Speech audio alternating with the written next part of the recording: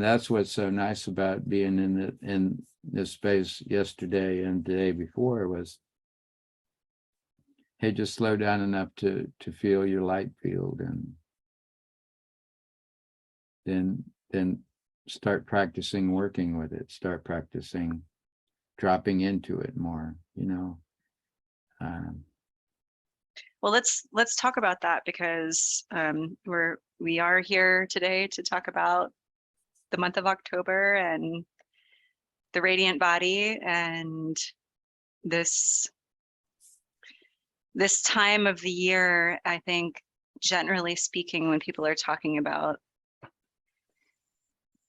again, the cycles that we go through, the cycle of the seasons, this is a time to, become more inwardly focused and to kind of call back the reserves and, make sure you have what you need to get through winter and do a sort of inventory. And, these are sort of the natural processes that people would go through, like conserving the amount of candle and firewood that you were burning. So you would spend more time, in the dark and resting, and, and I think how our progression through the year in the yogic numerology is also reflective of that we are going through these more subtle and more refined qualities of identity consciousness, and how we are able to bring that conscious awareness to those aspects of ourselves. Yeah.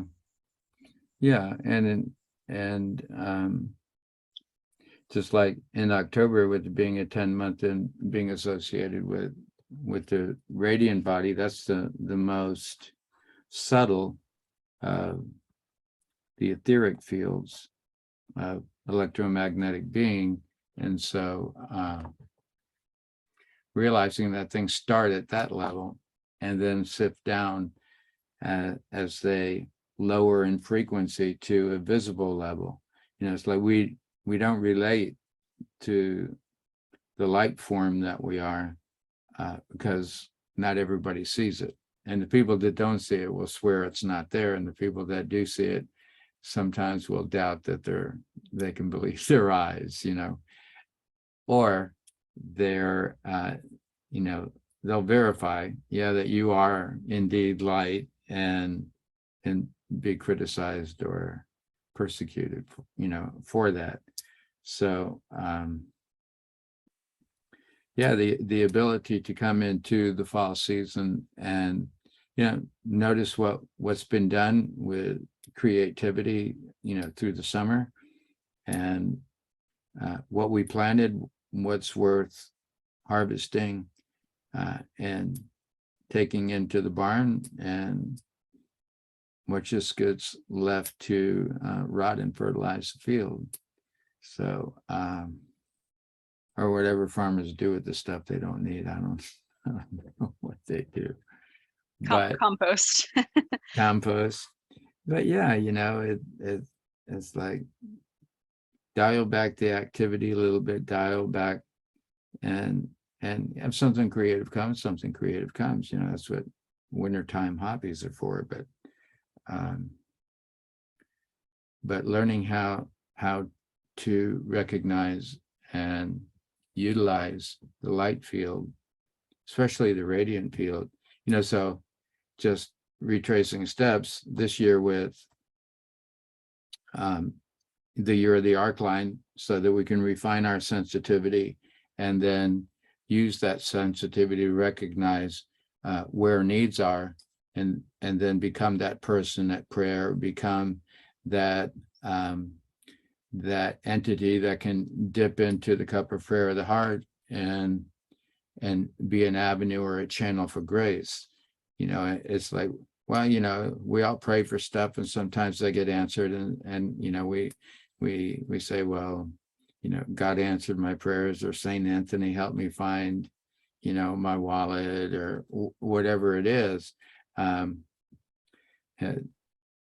It's the divine universal creative life manifesting, but manifesting through different avenues, and we don't realize that individually we can be a channel for grace. for people and just send out energy, not know who's receiving it, not knowing what they're going to do with it, and not worrying about it. Just say, no, the divine gives the breath whether you earned it that day or not. There's no earning to it, actually. And you get your heartbeat whether you're a reprobate or an angel. It doesn't matter. You get it. And so we could practice doing the same thing and just kind of that's where flash writing and journaling come into play. Yeah, my life is like this today. I'm going through this and this. There's this challenge, there's this resolution over here and another challenge over there, and then using the intention to go, okay, divine life, divine wisdom, what do I need to know today to fulfill myself as being divine, manifesting through me as me? What resources do I need? What wisdom do I need? What knowledge do I need? And what strength do I need to do it? And so I'm depending on that incoming information and resources and balance in a space of goodwill that, I can just, say the deepest, most caring prayer, set the most powerful intention for whoever's on the receiving end. Could be anybody, could be someone I love. It could be some rascal somewhere, could be somebody I hate. Wouldn't that be great if, you send a prayer and somehow you got a thank you note back from your nemesis, But the thing of it is not to worry, because the yogis don't worry. I need note to self, yogis don't worry. Tattoo it on my forehead backwards so I can read it in the mirror. Yeah. But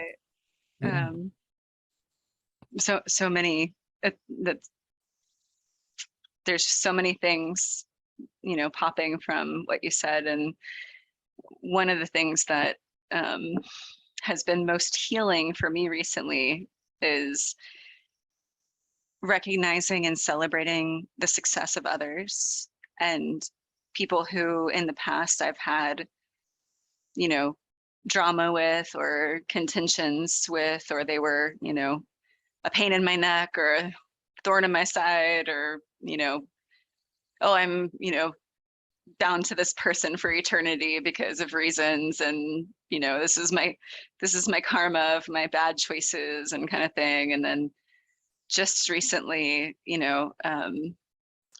like heard myself saying, oh my gosh, like this person is having all this success and like they seem really happy and they're really coming online and like taking care of themselves, dressing better, like and being like so enthusiastic and supportive genuinely in my heart of just, it's so nice to see someone who you've had issues and conflict with kind of rise and not necessarily directly benefiting you or their relationship with that person, but just knowing that it will have to, because as they're elevating and you're going, yes,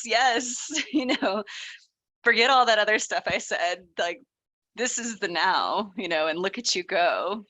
And I the radiant body is interesting to me because of all of the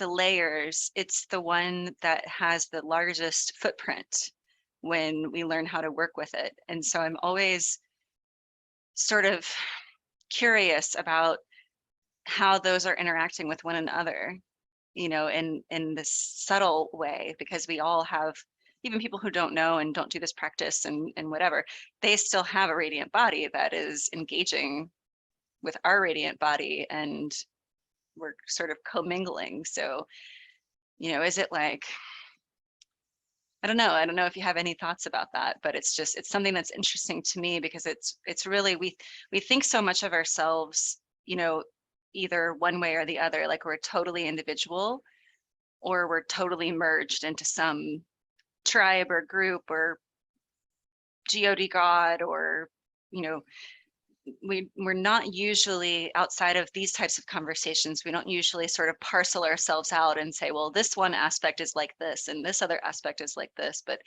really they're, you know, all together, and having these different interactions is more complicated. um Yeah, yeah. Well, you know, just backing up to the auric field, you know, that's kind of a more apprehensible, or more more visible, not visible, but more impactful signature of your energy. You know, it's like that space more dense, less dense than the arc line, more dense than the radiant field. And so, you know, your energy is either higher than the space you're moving into. And so you attract, you know, people responding to that higher energy and want you to be a part of it, or your energy is lower and, you know, people run away or avoid. And but I think when we get to the radiance, being conscious of it as a radiant field and its possibilities make it more influential. Whereas a lower frequency radiant field, you could miss it. You know, I mean, it's like, it's either neutral at best or negative at worst. But I don't know that negative enters into it, because it just wouldn't be activated at that it needs level. to be activated, I think. Yeah. And it's activated with intention, and as simple as that. It's a very subtle field. It's a lighter energy field, which means that it can be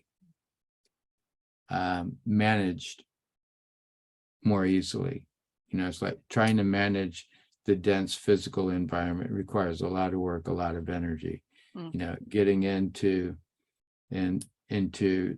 sensitivity and projection, and then getting into, you know, elevating the auric field, less work, you know, but some nice return on it. And but the radiant field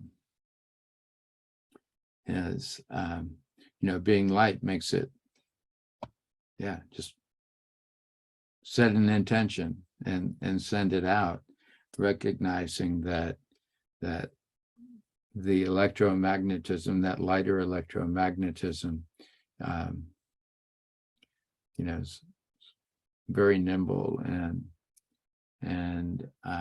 you know, it's just like that the attitude of being regal, of managing the space as sovereign responser to the environment, which just means that, you know, within that radiant field, the job is just to make sure things go well. And since we don't know exactly what will make things go well, we just send grace, you know, and then what people ask for, what people need, depending on their surrender to their light field, you know, that grace will materialize in the way that it does. You know, it doesn't, we don't want to micromanage it, you know, from the projector's point of view, because just don't know. We think we know people, we think we know what's best for people, but the less we assume that, the better off we are. Well, it's what you were just saying about being sovereign. When you're truly sovereign over your space, then you don't have the same karma pushing and pulling, constantly needing external approval or needing to rescue someone or needing, and that's where we get into those entanglements where we are, and really it's judgment.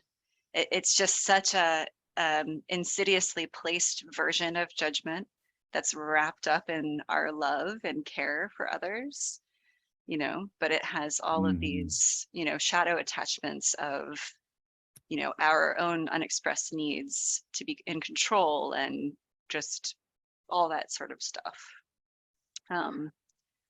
Yeah. And I like, once you can start having that conversation about the radiant body, and this was something that came up when you were talking earlier, when I did my Reiki attunement, anyone that does Reiki attunement, the first thing that you talk about is that it's never coming from you. It's always from source. And really the true Reiki is cleaning your connection so that you can turn it on and be connected. And then you go about you doing your things, you're really always doing Reiki on yourself, just like we're always doing yoga on ourselves, right? I'm never not in my practice. It's just at what intensity and focus I'm doing it, what level of consciousness am I practicing? But that like releasing to and recognition of, hey, I'm not actually in control. I'm in control of a few very clear things, and intention is a big one. Of your attention and your intention are two of the main ones, I think. Yeah, getting backtracking to that sovereignty thing, it's like the sovereign doesn't ask permission for anything. No excuses, no permission needed, and just knows what's going on. And there's that whole thing, you either ask for permission or forgiveness, but the sovereign's not even asking for forgiveness. It's just knowing, okay, this is who I am and this is what's going on and this is going out. You use it or you don't use it. If you decide to use it, it's a good tool. And that sovereignty is an extension of, I'm independently wealthy, I don't need the business. I'm connected to universal creative life. And if we're going to walk along together, we will. If we're not, we don't. I remember having a job one time where I think I got the job because I had a vision, and because I could kind of see what was needed, and and I listened to what was needed. But then after getting into the job, different other wrinkles were added. And there were wrinkles that, one, I didn't anticipate, and two, weren't in my bag of tricks.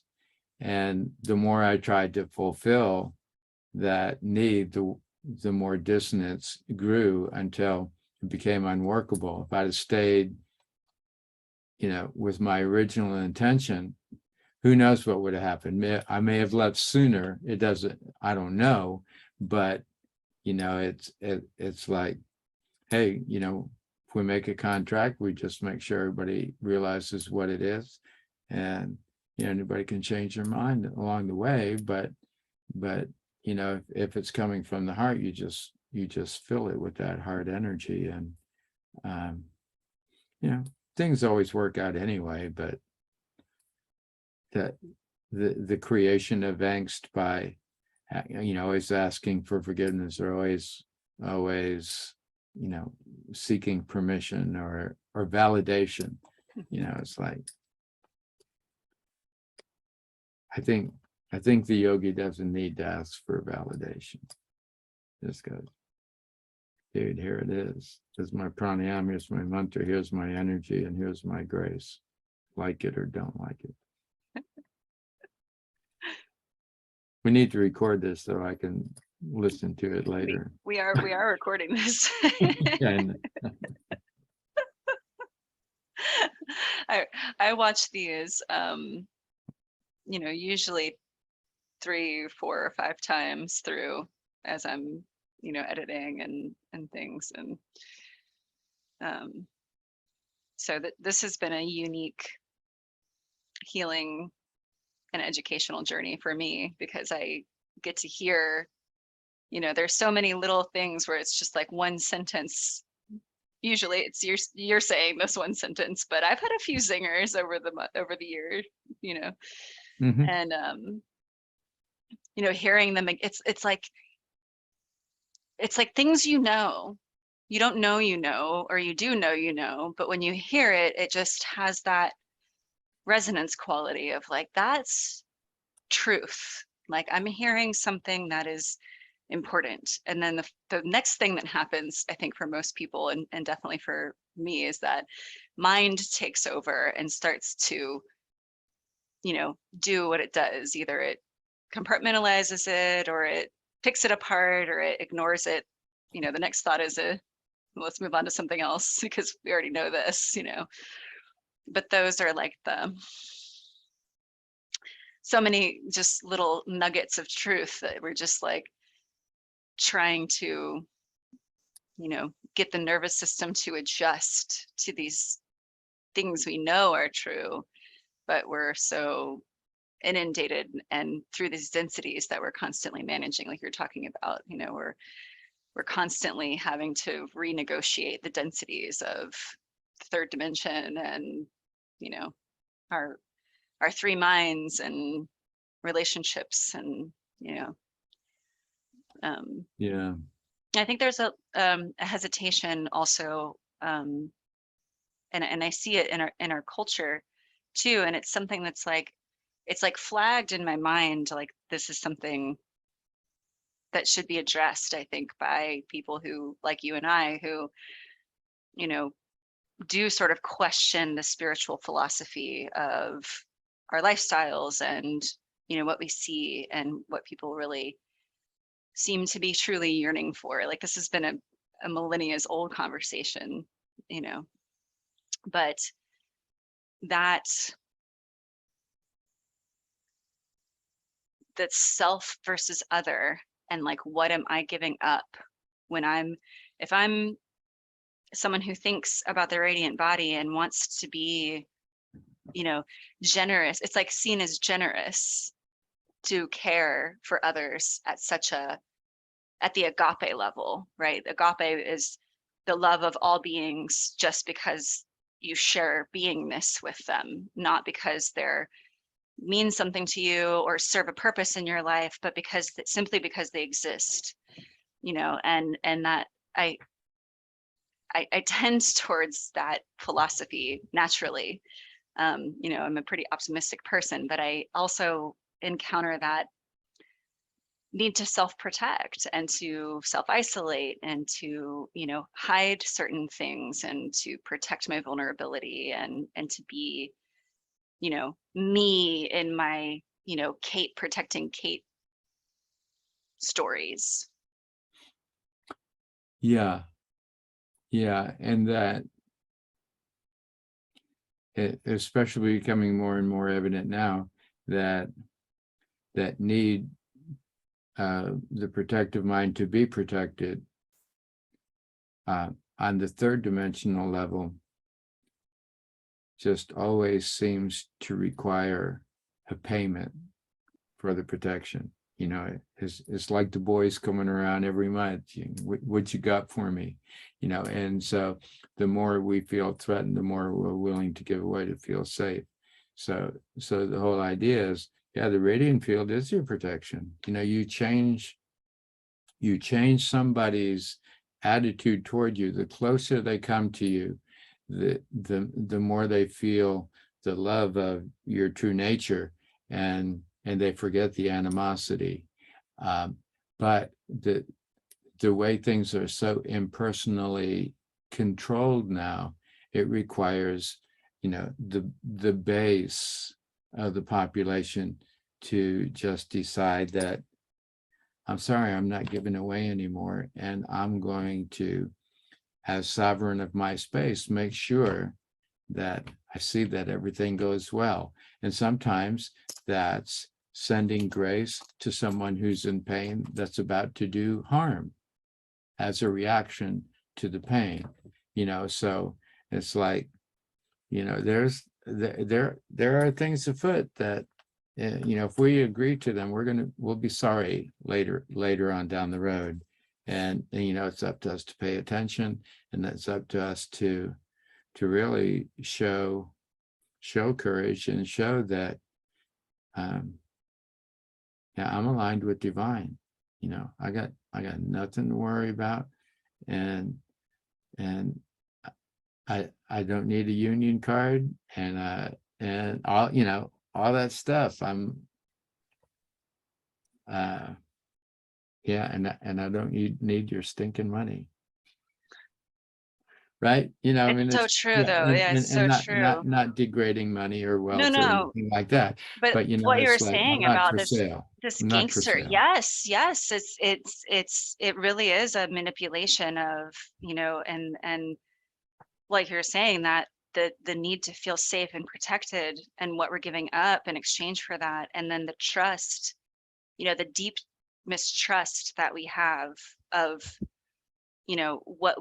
what we believe to be outside of ourselves, and also of what we are capable inside of ourselves, because the reality is that I'm like, not me, little I, Kate, but I, the incarnation of my divine essence in this body, in this life, and in this time, is what's generating that radiant field. So it is coming from me. It's not coming from, and we do talk about, mother, father, creator, divine, in the sense of, that sort of completed cycle of spirit consciousness, but that the sort of bastardization of that relationship that drives modern society and keeps people looping in these, I call it toxic codependency, systemic toxic codependency.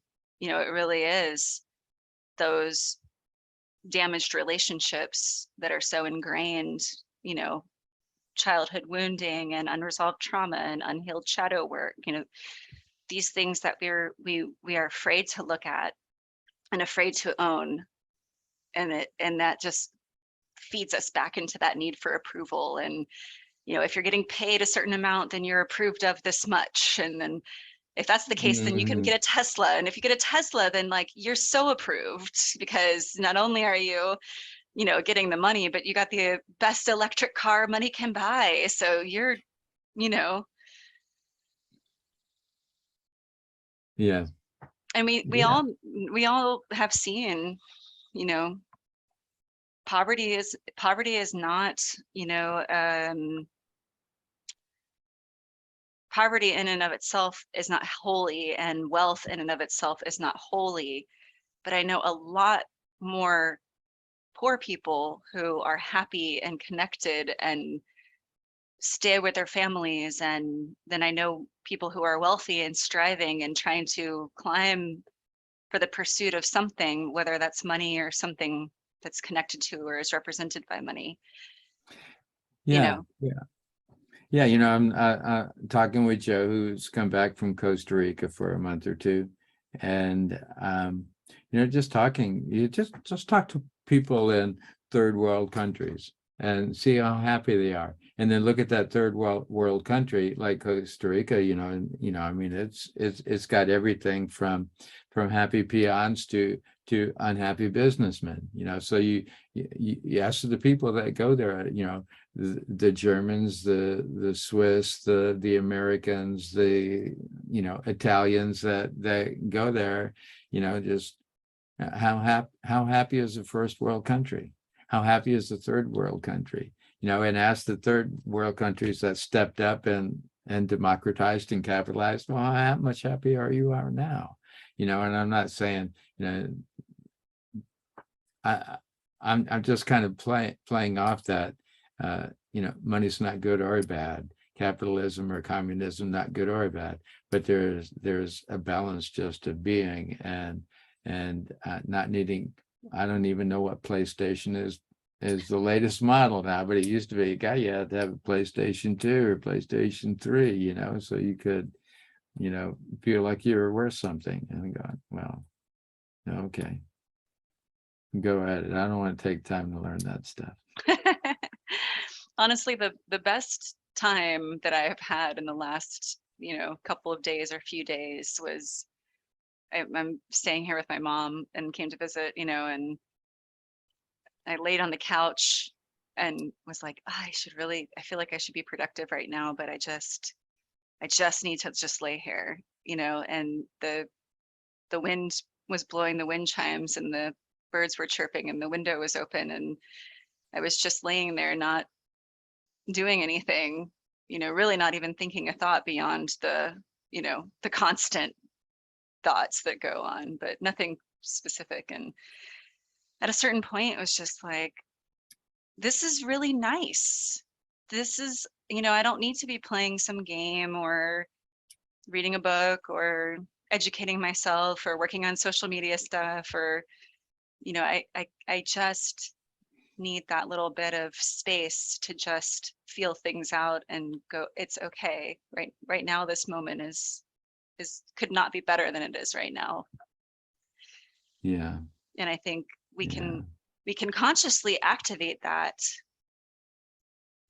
but I think we have to, like you said, it's just encountering that, recognizing through the circumstances, like seeing through the circumstances and not getting so focused on the salient details of, figuring stuff out and unpacking your stuff. And, Yeah.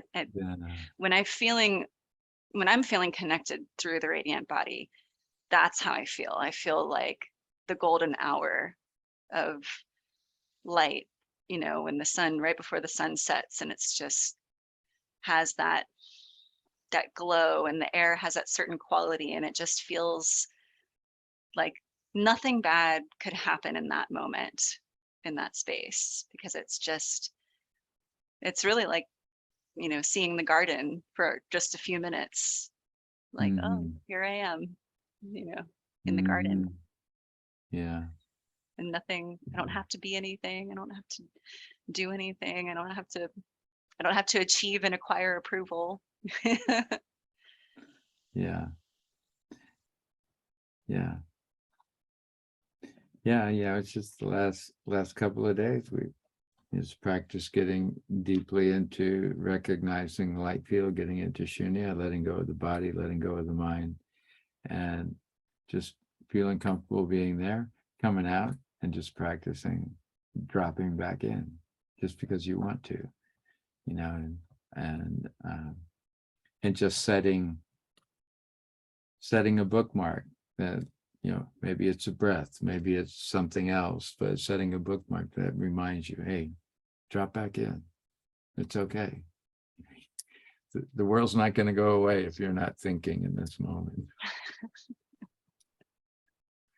or you're not striving, or Yeah. yeah. So Well, I'm glad that I had time yesterday to rest, but I do love classes on Tuesday nights. They're so, even though it's online still, it's such a small, nice group, and everyone, is there for everyone else, and you can feel that even though it's, yes, virtual. Um, yes. but anyone who is interested, can join any of your classes throughout this month, at Flow, Westgate, and Shuniya Yoga Collective. And then you have a workshop that's coming up on Saturday at Shuniya. And so I'm Mhm. sure Radiant Body themes will be awakening in those moments as well. Oh, And, yeah. yeah, I'm always so grateful,